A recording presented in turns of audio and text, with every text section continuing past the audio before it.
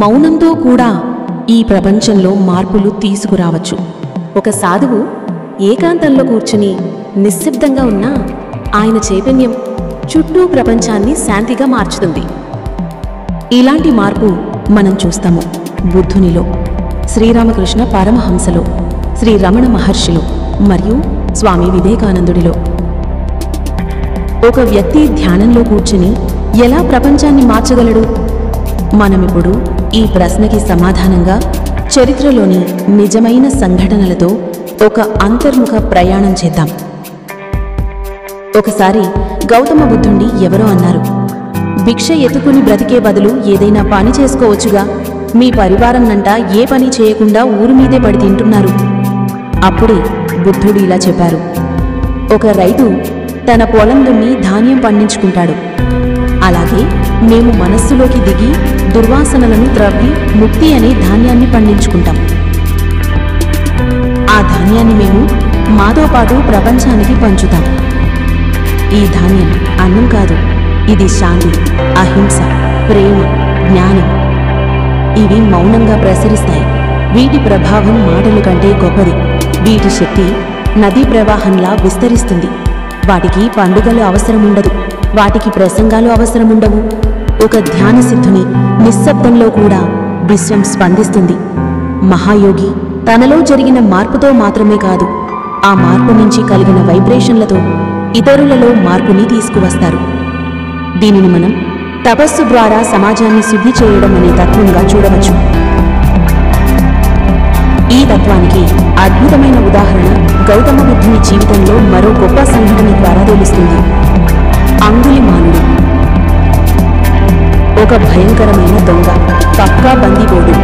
అనేక మందిని చంపి వారి ఫింగర్స్ ని కోసి మాలగా చేసి మెడకు కట్టుకునే క్రూరమైన వ్యక్తి. సమాజం అతన్ని భయంతో చూసేది. ఆయుధాలు కూడా అతన్ని మార్చలేకపోయాయి. అయితే బుద్ధుని మౌన చైతన్యం మాత్రం అతని హృదయాన్ని తాకింది. ఒకరోజు అంగుళిమాలుడు బుద్ధుణ్ణి ఎదుర్కొన్నాడు. ఆయన శాంతంగా నడుచుకుంటూ వెళుతుండగా అంగుళిమాలుడు ఆయన్ని అడ్డగించాడు. ఆయన చేయలేవలేదు, మంత్రం చెప్పలేదు, కేవలం ఒక్క మాటే చెప్పారు, నేను ఆగిపోయాను, నీవు మాత్రం ఇంకా నడుస్తూనే ఉన్నావు.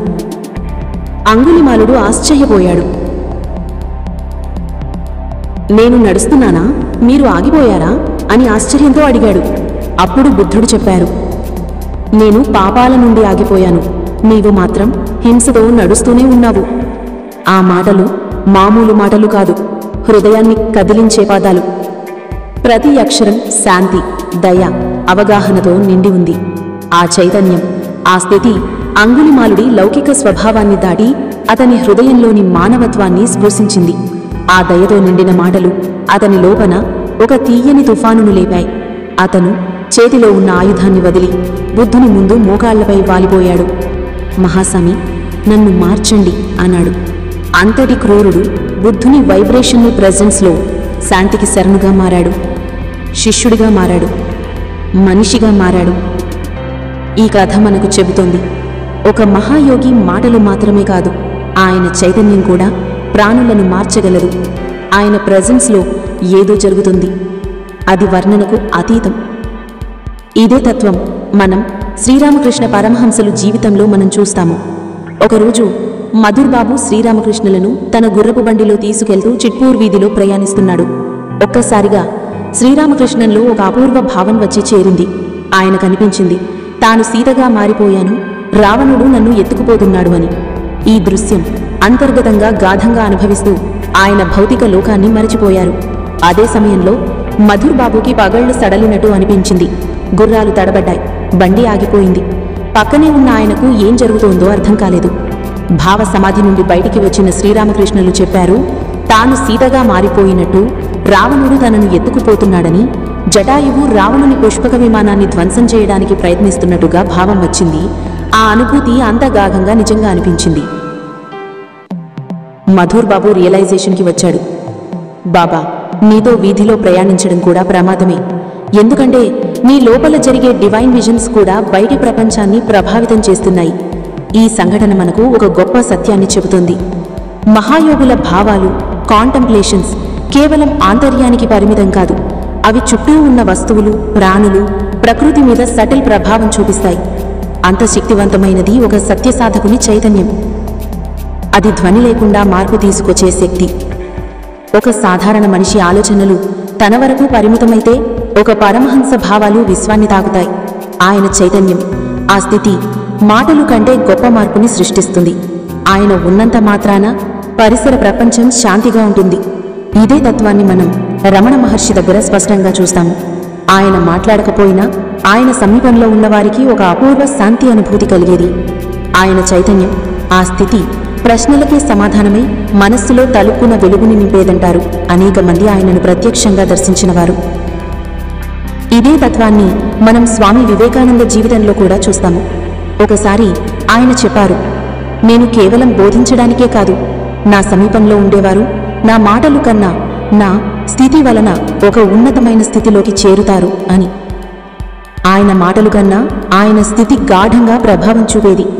అది మాటల ద్వారా కాదు, ఒక వైబ్రేషన్ లాగా మౌనంగా మానసికంగా అందరినీ తాకేది.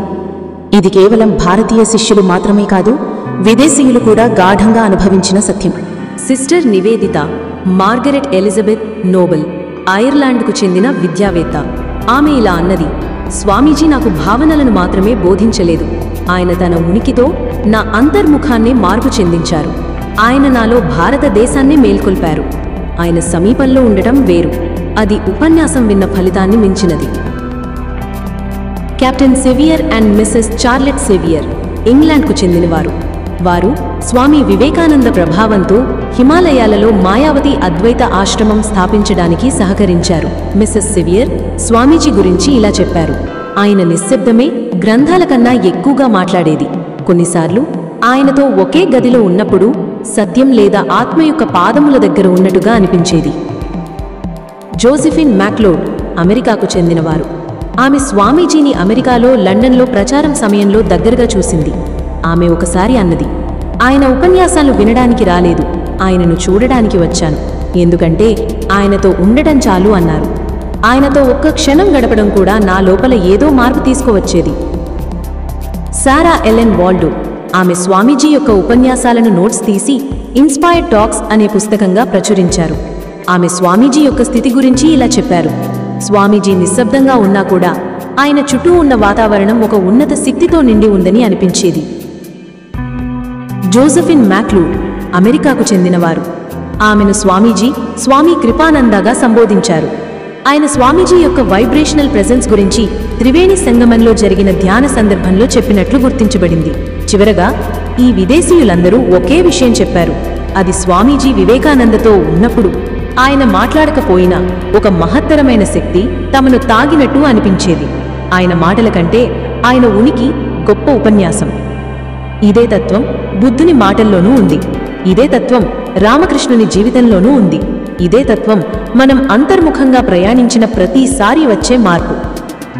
మనం మాట్లాడకపోయినా మన చైతన్యం మాట్లాడుతుంది. ధ్యానంగా జీవించడం మోక్షాన్ని తనలో నిలుపుకోవటం కాదు, ప్రపంచానికి శాంతి పంచడం.